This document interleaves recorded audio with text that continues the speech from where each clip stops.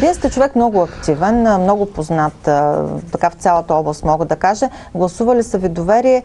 Искам да ми кажете, вие лично, ето, например, идва при вас един човек от бранша и какво вие като организация можете да му гарантирате, по какъв начин ще защитавате все пак неговите интереси? Иначе, за да си има яснота и някакви рамки, някаква нормативна база, все пак това е организация, която предстои регистриране в съда.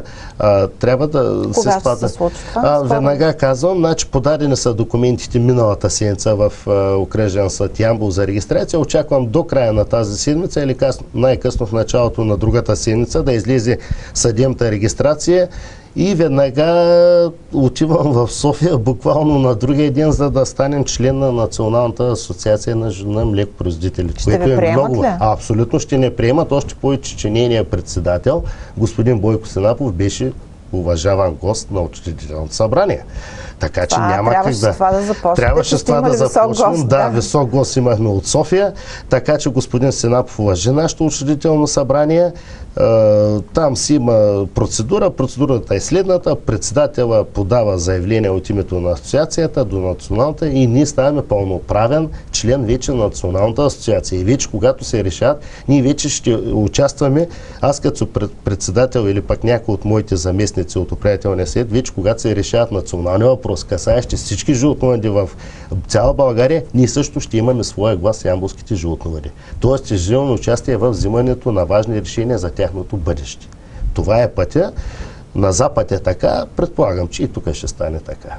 Аз мисля, че това е начинът да има чуваемост на бранша пред правителството, защото въпреки всички политически промени, които явно предстоят, хората на места си имат своите лични проблеми и те работят всеки ден и искат някой в крайна сметка да може да ги решава тия неща. Точно така. Сега, кажете ми, когато господин Сенапов ли беше? Сенапов, да, Бойко Сенапов. Да, какво беше неговото отношение към това, че тук на място, където се развива този бранш успешно, вече има такава структура?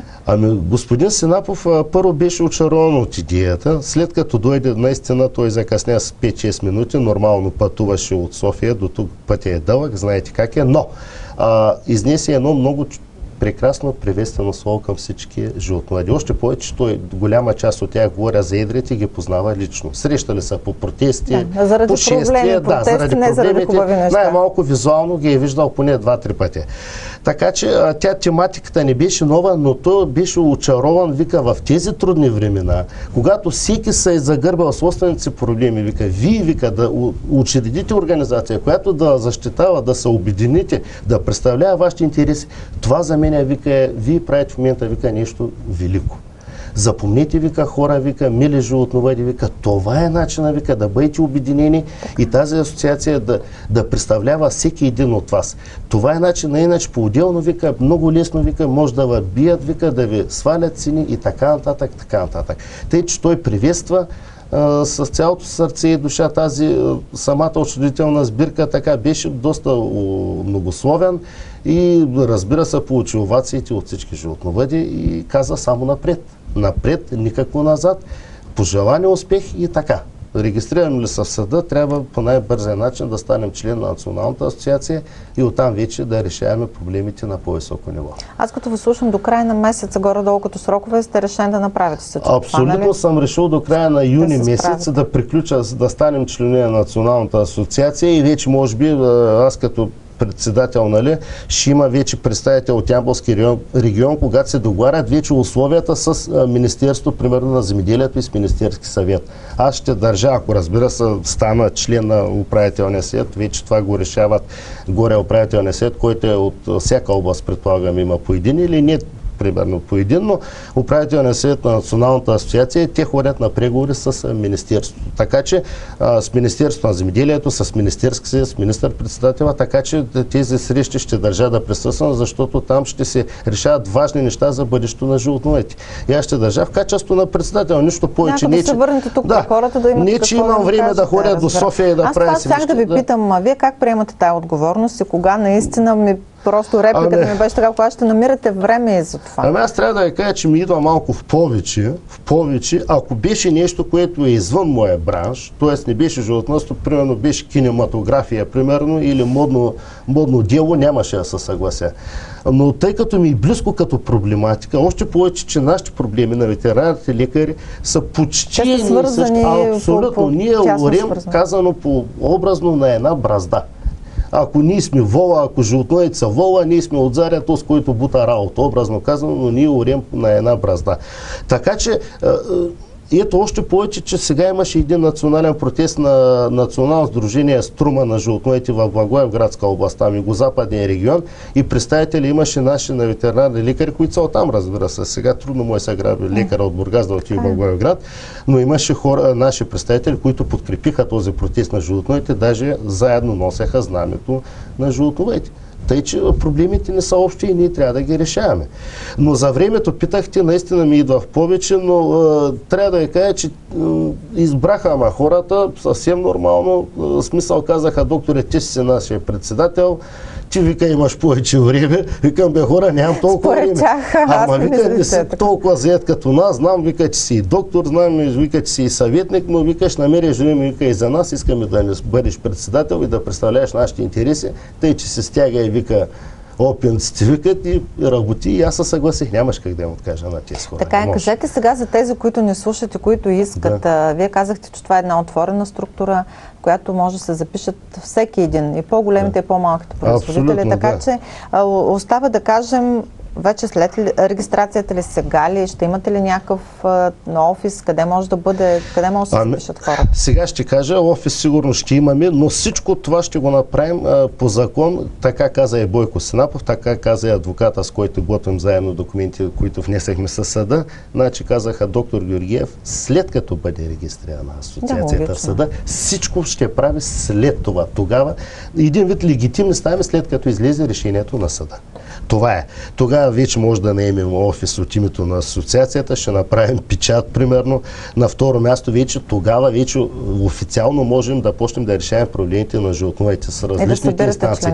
Точно, да събираме членове и така нататък. Сега членове са само тези, които присъстваха на учредително събрание, и те автоматично станаха членове на асоциацията. Но принципно да кажем, че структурата е демократична. От 1 юли демократична, отворена, всеки един ямболски жител, независимо от коя община живее, свърза се с мен, свърза се с управителния съвет, който е 6 човека, с който и да е член на управителния съвет, пък с който и да е животновът, контактите при нас лесно стават. Един животновът от Търнава лесно може да се свърже с мен, защото ме е виждал, знае ме, или пък ще пита неговия комшия, който също е животновът, той ще ме познава.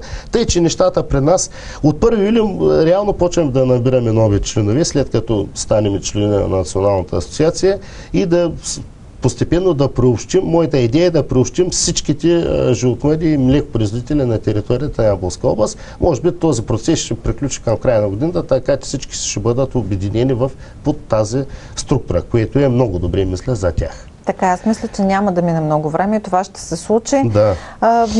Не мога да кажа, че съм оптимист по отношение на това дали правителството ще реши всички проблеми, но поне частично и поне тия, които са за програмния период, да бъдат договорени.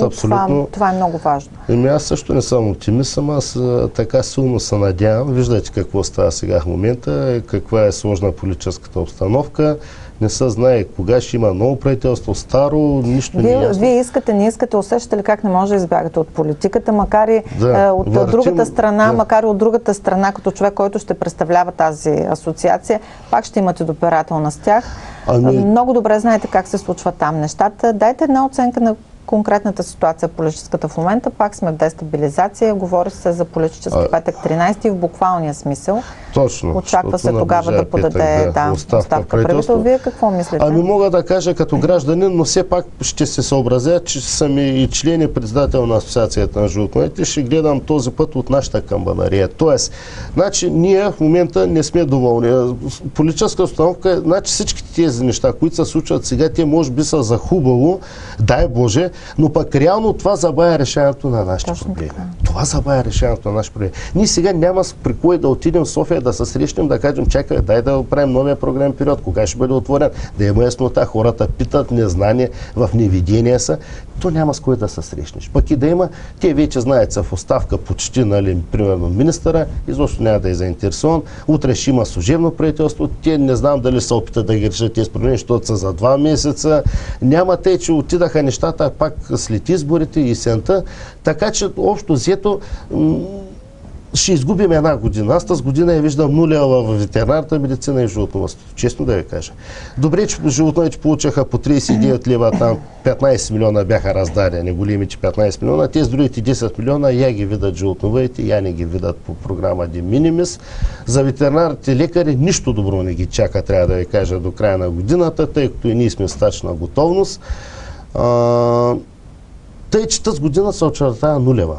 За политиците не знам каква оценка да им пиша, но по отношение на животновъдите пиша им оценка 2, слаб 2. Но аз пък смятам, че точно затова тази асоциация се появява тъкмо на време, защото когато има най-много проблеми, хората наистина трябва да се обединят. Абсолютно, трябва да са обединени и така се партнираме. Няма как, ще водим преговори, знаете, аз съм така настоятелен човек, смисъл умерено културен, но когато става въпрос за нашите интереси, упорит и да, ще гоня, образно казано, до дупка интересите, да бъдат нашите интереси защитени. Защото в крайна сметка това е работа на политиците. Те излизат на сцената с намерението да решават проблемите на хората. Ето. Така че ще работим.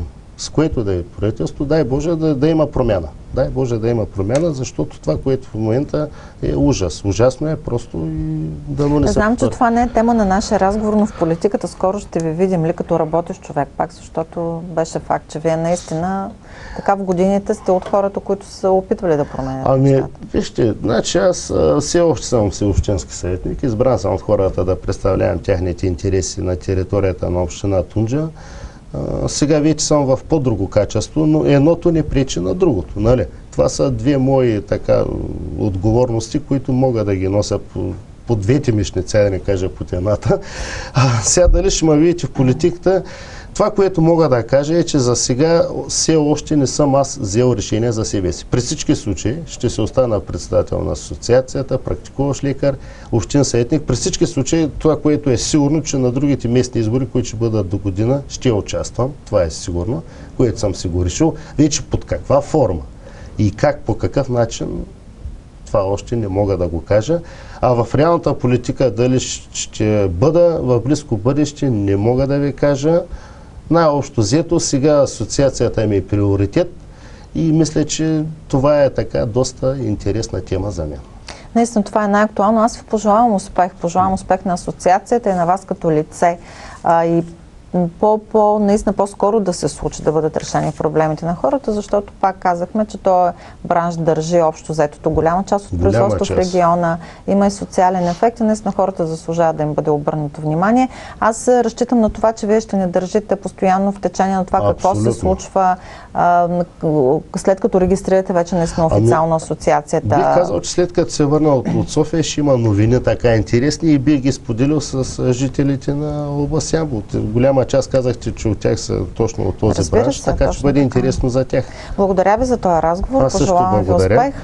Това беше всичко от мен, Дания Атанасова. Останете с програмата на телевизия Диана. Хубав и успешен ден.